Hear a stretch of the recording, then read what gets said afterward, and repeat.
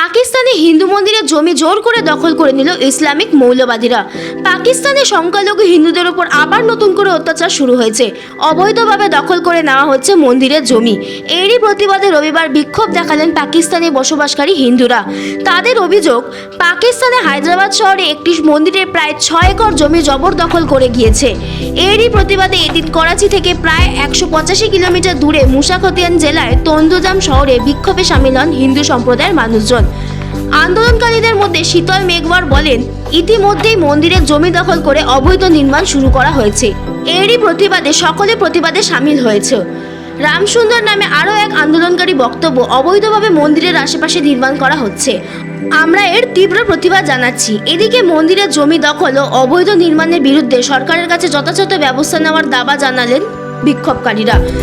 অবৈধ নির্মাণের পাশাপাশি শিব মন্দিরের প্রবেশেও রাস্তাগুলি বন্ধ করে দেওয়া হয়েছে। এর জেরে মন্দিরে যাতায়াত করা কঠিন হয়ে গিয়েছে। Shashwati Chatterjee report, target news.